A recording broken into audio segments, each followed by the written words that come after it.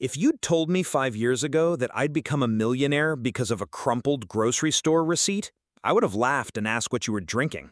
But that's exactly what happened. And the strangest part? I didn't invent anything. I didn't start a tech company. I didn't even buy Bitcoin.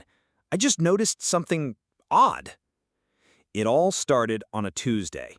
Not a dramatic lightning strikes the clock tower kind of Tuesday. Just one of those gray, routine ones where the coffee tastes burnt and your socks don't match. I was working at a small print shop in Milwaukee, the kind of place that still made business cards, wedding invites, and bulk flyers for plumbers. My job mostly involved fixing paper jams, arguing with toner cartridges, and pretending not to eavesdrop at customers at the front desk. On that particular day, I'd gone out during lunch to grab a sad turkey sandwich from the corner store. I paid cash, stuffed the receipt in my pocket without looking, and didn't think about it until later that night. It was almost midnight when I pulled my jeans off and the receipt fluttered to the floor. I bent down to toss it in the trash, but something caught my eye. A weird little code printed at the bottom, GLX-0429-8Y7. It wasn't a normal coupon or promotion, no brand name, no expiration date, just that strange code and the words, "Scan me, see the truth." I probably should have ignored it, but I was bored, alone, mildly drunk. So I opened the camera on my phone, scanned the tiny QR-looking square next to the code, and the screen went black. I thought my phone had frozen, but then it flashed white, once, like a camera taking a picture, and suddenly I was on a strange website. Plain black background, white monospaced text, at the top, one line. You found one of the lost receipts. It felt like an ARG or some viral marketing campaign, but there were no flashy animations, no links, just a single scrolling log of numbers. No, wait, transactions. It looked like a feed of small purchases from all over the country, gas stations, grocery stores, fast food, all logged with time, location, and price. And then my transaction. 12:44 p.m., Joe's Mart, $6.79, code GLX-429-8Y7. What the hell? Below it, a blinking cursor, like it wanted me to type something. So I typed, "What is this?" Nothing happened. I waited. Just as I was about to close the tab, a new line appeared. One man's trash is another man's data. Another blank. Want to earn $100. I stared at the screen, squinting at the last line. Want to earn $100. Well, yeah, obviously. I typed, yes. A new line popped up almost instantly. Upload 5 more receipts from different stores within 48 hours. No duplicates, no expired codes. Rewards increase with consistency. Underneath that, a timer began counting down from 47, 59, 59. I had no idea who was behind this site, or what it was all for. It had no branding, no logos, no legal disclaimers, just this cold, robotic prompt. It could have been a scam, but then again, it hadn't asked for money. Just receipts. The next morning, still a little unsure if this was genius or insane, I made it my mission to collect 5 receipts. I hit a gas station, a donut shop, a dollar store, a vending machine at the train station, and a taco truck. I made small purchases at each, keeping the receipts like sacred documents. When I got home, I scanned each one in using the printer at work, after hours, sorry Rick, and uploaded them to the same site. 5 green check marks lit up. Well done. Then, a moment passed. Your $100 has been transferred. Attached was a link to a temporary debit card powered by some fintech company I'd never heard of. I clicked it, and yep, it was real. $100 sitting there, ready to spend. At that moment, I had 2 simultaneous thoughts. This is very weird. And I'm absolutely doing this again. Over the next few weeks, I became a professional receipt hunter. I started hitting up stores during my lunch break and on the way home. I asked friends for their receipts. I even began dumpster diving, not for food, but for data. Because that's what it was, right? This site wasn't after the purchases, it wanted data. What people bought, where, when, and I was feeding it a buffet of it. With each successful batch, the rewards grew.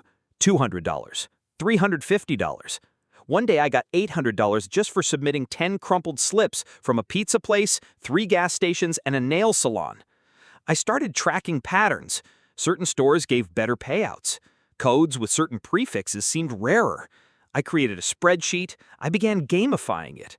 I was treating this like a side hustle, though I still had no idea who was paying me or why. Then came the email. From an encrypted address, no name, just, "You're ready." And below it, a link with one word: scale. I hovered over the link for a good 30 seconds before clicking it. Scale sounded ominous, like I was about to walk through a door I wouldn't be able to close again. But curiosity won. The link led to a login page. Simple, clean, corporate-looking. There was a button to create an account using a one-time access code, which had been embedded in the email. I entered it, and suddenly I was looking at something that reminded me of a freelancer dashboard. Except instead of gigs, there were tasks like collect 25 receipts from independent grocers in zip code 5112. Find 10 receipts with itemized vitamin purchases. Upload receipts with total purchases between $45 and $60 made between 4 and 6 p.m. Next to each task, a payout. And they weren't small. $300, $500. One even offered $1,200. This wasn't about randomness anymore. It was targeted.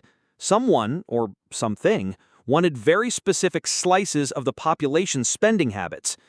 It wasn't long before I realized I couldn't do this alone. So, naturally, I outsourced. I called my friend Julian. He'd been job hopping between rideshare apps and delivery gigs, barely staying afloat. I explained what I'd been doing. He thought I was insane right up until I showed him the numbers. I sent him a link to sign up as a contributor through a referral code that I had just discovered, which earned me a cut of his earnings. By the end of the week, I had 4 people collecting receipts for me.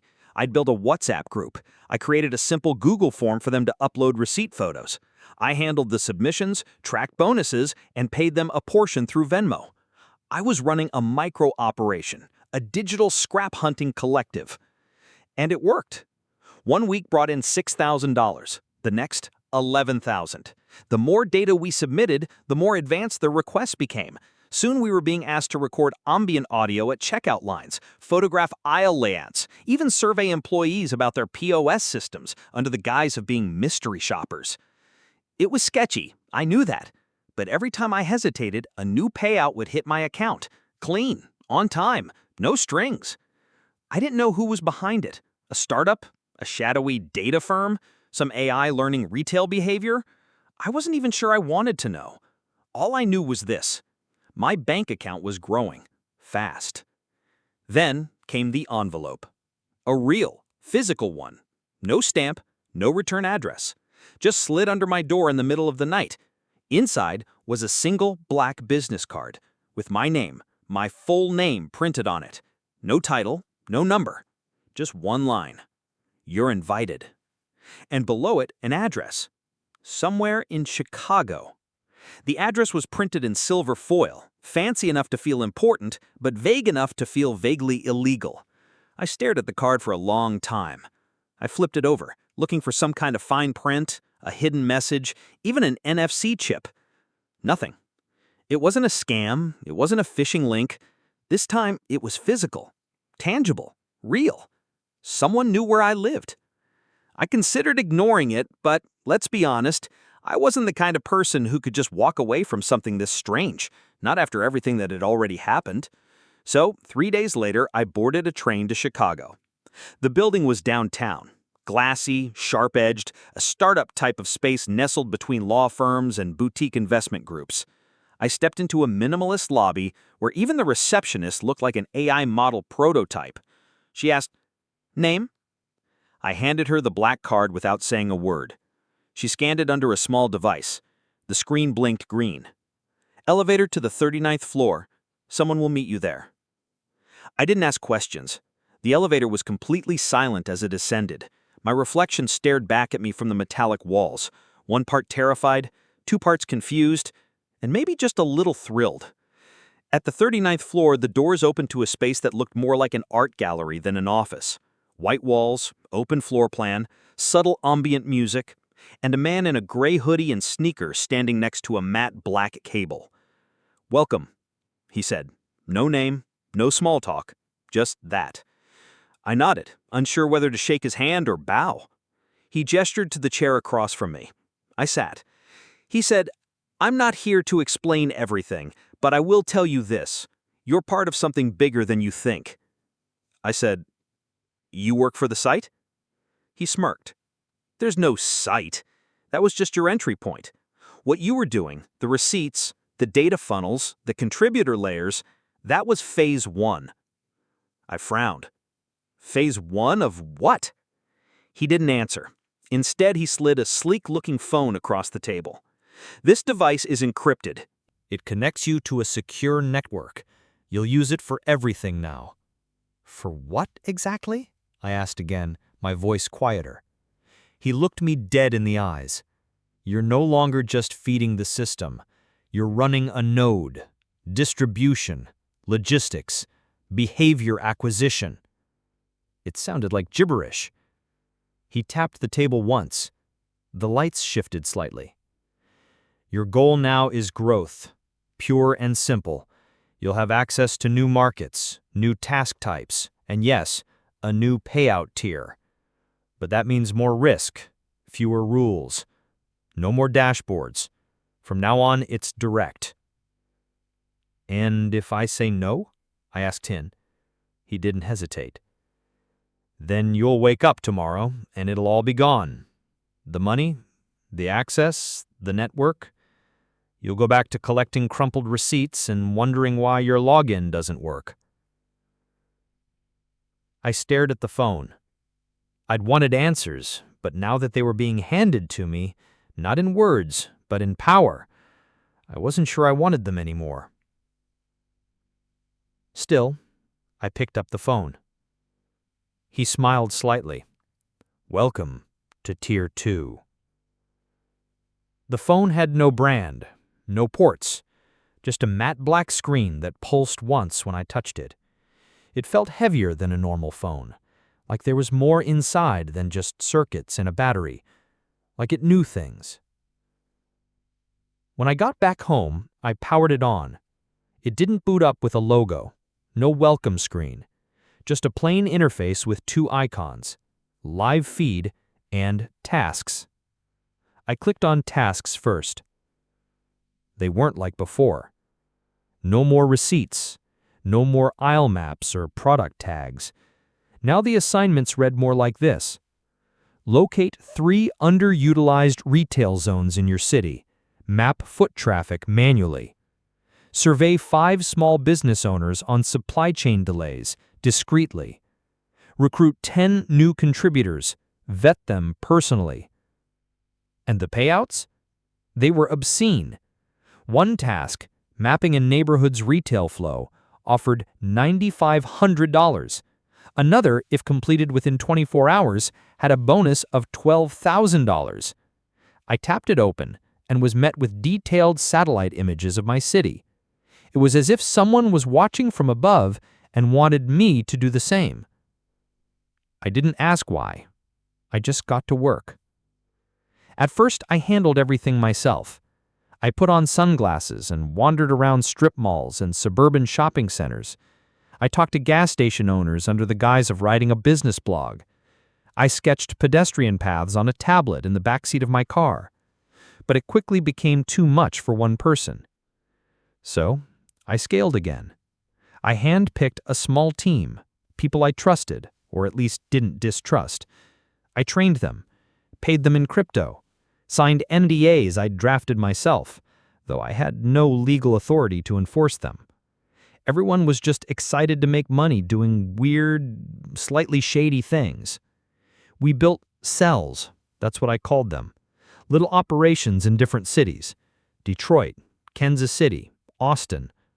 I gave each one a secure phone just like mine. I started calling myself a coordinator, but really I was a broker of tasks, attention, and location-based influence. The strangest part? I had no idea who was on the other end. There was never a voice, No emails, no check-ins, just tasks, payouts, and the occasional system message like node performance exceeds expectations. Level 2B unlocked. You may now request custom task creation. Behavior influence points available, 146. That last one stopped me cold. Behavior influence? What did that even mean? But before I could figure it out, something even weirder happened. A new option appeared in the interface. Deploy. The word sat there on the screen like a dare. Deploy. It was the first interactive option I'd seen that wasn't just about completing tasks. It was about triggering something. I hesitated. My brain buzzed with questions. Deploy what? Where? On whom? I tapped it. A new screen slid open, minimalist, cold, efficient. It looked like a dashboard for a marketing firm crossed with a military interface. At the top, it said, Influence protocols available. 3. Deploy in retail, social, and digital. I selected retail. The next screen displayed several stores within 30 miles of me. I recognized most of them, big box retailers, grocery chains, even a few independent places. Below each was a set of toggles: foot traffic shift, product highlighting, localized hype trigger. I scrolled, half expecting to find a button that said, just kidding. Instead, I found a live map. Tiny blue dots showed people, not names, not faces, just motion, a data river. And I could nudge it. I picked a small local electronics store, one I'd never been to, and flipped the foot traffic shift toggle to on. Then I clicked deploy. Nothing happened. At least, not right away. But the next day, I drove by the store, half out of curiosity, half out of fear, and there was a line out the door. A literal line. People on their phones talking about this new speaker they just got an alert about, or how TikTok said this place was blowing up. My stomach dropped. It worked. Somehow I had triggered a micro-trend, a data surge, maybe something subtle in the network, maybe a recommendation algorithm. I didn't know, but I'd moved people. And that was the moment I realized. This wasn't just about money anymore. This was power. Quiet, distributed, invisible power, and I was learning how to use it. I tested it again. A small bakery in a suburban strip mall, then a discount clothing store, then a used bookstore that hadn't updated their website since 2009. Each time, within 24 to 48 hours, traffic spiked, people showed up, sales rose, online reviews appeared like magic. And with each deployment, my behavioral influence points ticked upward. Then a message appeared. Threshold reached. Tier 3 unlocked. Welcome to behavioral architecture. Behavioral architecture. The term alone made my spine tingle. It sounded like something that should come with a warning label, or at least require a PhD and a moral compass. I had neither. The interface shifted again, sleeker, darker. Less like a phone app, more like a command center. At the top of the screen, you now have access to seeding, sentiment nudging, targeted disruption. I whispered to myself, what the hell am I inside of? But deep down, I already knew. I wasn't just manipulating data anymore. I was manipulating behavior, gently nudging people into stores, ideas, conversations, purchases. The line between marketing and manipulation was gone, or maybe it never existed to begin with. Each option came with tutorials, not videos or text, but simulations. It showed me example scenarios like triggering a citywide spike in umbrella sales by predicting a weather-driven trend, then launching coordinated product placements in hyper-local influencer content. Using micro-influencer sentiment nudges to lower negative Yelp reviews of a struggling restaurant chain. Disrupting early momentum of a competing startup by injecting subtle friction points in their onboarding funnel through ad proxy overlays. It was like playing God with sliders and algorithms. And it paid absurdly well. Some campaigns earned me $50,000 in a weekend. One disruption gig netted me $120,000, and I still don't know what I disrupted. All I did was push the buttons, deploy the packages, reallocate attention. And I wasn't alone. The more I worked, the more I noticed things, glitches in trends, surges in irrelevant products, overnight TikTok fads that made no sense, reviews that seemed off. I could smell when someone else in the network had pushed something. We weren't a community, we were competing ghosts, silent, nameless influencers bending digital currents for whoever paid the most. That's when I started getting invitations. Real ones. Not digital dashboards, not encrypted messages, actual physical letters. The first one said, "You're invited to the Lattice. Attendance is not optional." It was signed with a glyph, just a shape. No language, no signature, but it matched the subtle watermark I'd seen on the phone. I booked a plane the next morning. I didn't know where this rabbit hole ended, but I knew one thing. Millionaire was only the beginning. The letter came with a plane ticket and a hotel reservation. No instructions, no schedule, just coordinates. The destination was a city I'd never visited. Understated, corporate, beige on the surface. St. Louis.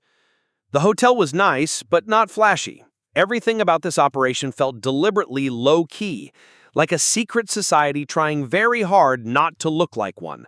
I checked in under the name printed on the letter, not my own. Nobody questioned it. In the elevator, a man in a suit stood beside me. His tie was too perfect. His shoes were too quiet. When the doors closed, he glanced at me once and said, "Level 17, left hall, second door." I didn't ask who he was. I just nodded. The room on level 17 looked like a conference space that had been emptied out and redesigned by someone with both too much money and no patience for furniture. A circular table, 12 seats, a projector built into the ceiling, no windows. When I walked in, 5 people were already there. None of us spoke. We just looked at each other with that same half-curious, half-paranoid expression that says, "Are you doing what I'm doing?" A woman in a slate-gray blouse finally broke the silence. "You're here because you've crossed the threshold. You've proven not just capability, but discretion. You've shown initiative, but you've also kept quiet. That's rare." No one nodded. No one smiled. We were beyond that. She continued, "The Lattice isn't a company. It's not a government agency. It's not even a network. It's a structure, one designed to bend probability, behavior, and markets. Your role up to now has been as a node. Today, we offer you the chance to become an architect." The word echoed in my mind. Architect. We spent the next 6 hours in what I can only describe as strategic indoctrination. We were taught the ethics, or lack thereof, of behavior manipulation. We were shown trend graphs that hadn't happened yet. They had names for their tools like ripple trees and displacement stacks. It was like someone had taken the marketing manual of the 21st century and redacted half of it with black ink. By the end of the session, my mind was on fire. I'd gone from delivery driver to digital shadow broker in less than a year, and now I was being asked, not invited, to shape the flow of the world. We each left with a new device, not a phone, but something closer to a key.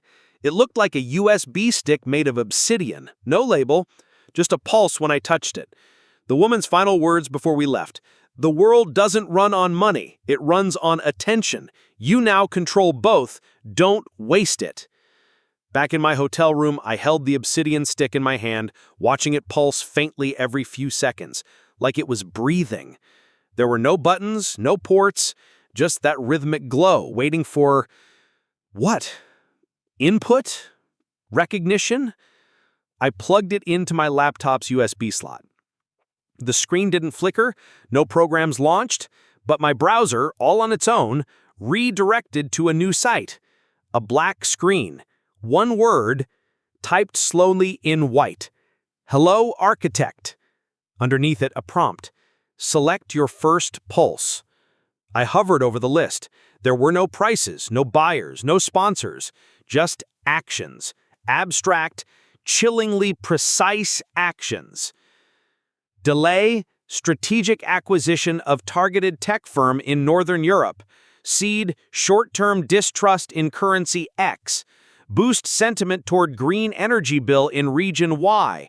Disrupt morning routine of key individual in political ecosystem Z. Each one had an impact radius, a volatility score, and a propagation path. It felt like playing SimCity if SimCity governed real economies, elections, and mental health. And every time I hovered over one, the pulse in the obsidian stick would quicken, like it recognized I was close to making a decision. I selected a minor one. Boost independent media content engagement in Metro Atlanta. Harmless. Helpful, even. Right? I clicked Pulse. No fireworks, no flashy graphics, just a confirmation. Deployed. Tracking influence web in real time.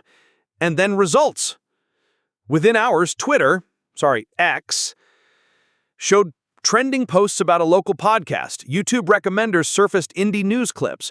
A blog about municipal zoning somehow got picked up by a cable news ticker. I hadn't created fake content. I just tilted the algorithm's head slightly, and the world looked somewhere new. It was intoxicating, and with each successful pulse, my internal value rose. A dashboard kept track of something they called Market Reflection Quotient, MRQ for short. It grew faster than any bank account I'd ever had. That week, a single coordinated pulse sequence raised my MRQ to 2.4. I didn't know what that meant, but then came the deposit. $890,000. Just like that. No invoice, no client, no explanation. Just the line item in my bank. Disbursed. Architect Tier 1 compensation. I stared at the screen, unable to move. I wasn't just a millionaire now. I was something else. Something harder to name. I spent the next few weeks in a haze of influence. The pulses became part of my daily routine. Wake up, brew coffee, scan the board. Choose an action, nudge the world. But it was never random. The more I interacted with the lattice system, the more personalized it became. It began recommending pulses based on my behavioral signature, something it somehow learned over time. One morning, it offered this. Erode perceived reliability of rideshare platforms in Tier 1 markets. Estimated MRQ plus 1.2. Projected engagement window, 96 hours. I paused. This wasn't about helping a podcast gain traction or boosting green energy sentiment. This was sabotage. The ethical line was thin to begin with. Now it was disappearing altogether. Still, I clicked Pulse. The consequences were immediate. Headlines popped up in tech blogs. A viral video showed a staged but convincing rideshare failure in New York. Influencers tweeted complaints. Local news picked up the story as a legitimate trend. The chaos wasn't explosive. It was surgical, quiet, efficient. By the third day, usage in targeted cities had dropped by 11%. Stock prices wobbled. And then I got a message. Not from the dashboard, not from a human, from the pulse itself. You are now eligible for Tier 2 privileges. The screen split open, a whole new interface behind the interface. This one had live feeds of influence paths, geopolitical sentiment charts, and heat maps of behavioral friction zones. It didn't feel like marketing anymore. It felt like war. And with Tier 2 came contact. I received a call on the Obsidian stick. Yes, it had a hidden mic and speaker. The voice on the other end was calm, smooth. You've shown exceptional control. There's an opportunity available. Not a pulse, a mission.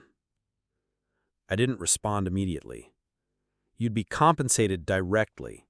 No dashboards, No MRQ scores, just clean, untraceable value exchange, and the chance to do something more permanent. I asked only one question. What would I have to do? The voice paused, then said, "Nothing new. You'd just be doing what you're already good at. Changing reality." Then the line went dead. That night, I couldn't sleep. I stared at the ceiling, trying to remember how this had all started. A broken-down car, a job I didn't want, a random delivery to a rich stranger with an impossible phone. And now? Now I was part of something I couldn't even name, something that used money as bait and attention as currency. I thought I had become a millionaire by accident. Now I wondered if the accident was designed. I didn't accept the mission right away. I let the offer linger for 3 days, hoping it might disappear. It didn't. On the 4th day, a courier arrived at my apartment. No signature required, just a slim, matte black envelope with a wax seal that looked like a tangled infinity symbol. Inside was a card, jet black like the obsidian stick, with a single line etched into it. Details embedded. Confirm to reveal. No return address. No instruction. Just a card that somehow radiated consequence. I stared at it for hours, the way someone might stare at a detonator they're not sure is connected. Eventually, I whispered, "Confirm." The etching glowed faintly, and then words appeared, pixel by pixel. Mission: sway high-profile investor away from green startup X to competitor Y. Goal: delay mass adoption of alternative battery tech. Estimated compensation, $1.2 million. Estimated timeline, 72 hours. I sat back in my chair, sick. This wasn't just nudging the world anymore. This was redirecting its trajectory. I did my research. Startup X wasn't just building a better battery. They were on the verge of making rare earth materials obsolete. That meant cheaper energy, more sustainability, and an existential threat to a dozen legacy industries. In other words, someone rich didn't want this tech to succeed, and they were paying people like me to make sure it didn't. I didn't want the blood on my hands. But I also couldn't think about that number. $1.2 million. It would put me over the edge, from rich to free. No more pulses, no more quiet sabotage. I could disappear. So I did what I always did when I was unsure. I pulled a pulse. Something small, harmless, just to remind myself I wasn't evil. Boost visibility of public transit app in underserved cities. It worked. Engagement spiked, ridership climbed, good news rippled through the usual networks. And yet, my screen blinked red. For the first time ever, I saw an alert. Unauthorized pulse, off-mission behavior detected. Followed by a countdown. 72:00:00. Deadline to complete mission. It wasn't a suggestion anymore. It was a contract. That's when I realized something chilling. The lattice never gave freedom, it gave leverage and then used it on you. The moment that countdown appeared, something in my apartment shifted. It was almost imperceptible. The hum of electronics changed pitch. The thermostat blinked even though I hadn't touched it, and my phone, turned off and tucked in a drawer, vibrated once. They weren't just watching me. They were already inside everything. Paranoia crept in fast. I shut my laptop, disconnected Wi-Fi, yanked out power cords, even wrapped the obsidian stick in a sheet of foil and stuffed it under the cushions. But the countdown didn't stop. It hovered on the backlit screen of the black card, still glowing faintly from the coffee table. 631748. I tried to leave the apartment. The elevator was out of service. The stairs were under maintenance. A sign in the lobby read, "Please wait, security check in progress." No one else seemed to notice. Or maybe they weren't real. I was starting to lose it. I had the money, more than enough. But it wasn't really mine. It had been leased, not paid. I needed a way out. So I did the only thing I could think of. I called Oliver. He didn't pick up the first time, or the second, but on the third ring the line clicked and his voice came through. I was wondering how long it would take you. My heart dropped. You knew this would happen? He sighed. Of course. That's the whole game. You think the first tier is luck, the second is choice, the third is control. Control of me? No, he said gently. Control of you by you. That's the trick. You've made every choice yourself, haven't you? I didn't answer. Listen, he said. You can't stop the countdown, but you can redirect it. There's a back door, a pulse no one uses because it doesn't pay. What is it? He paused. Sabotage mission. I didn't see it on my screen. I told him that. You won't, unless you give something up. Type in the following phrase. Forfeit leverage, reclaim autonomy. I hesitated. My hands trembled. Then I typed it in. The screen blinked.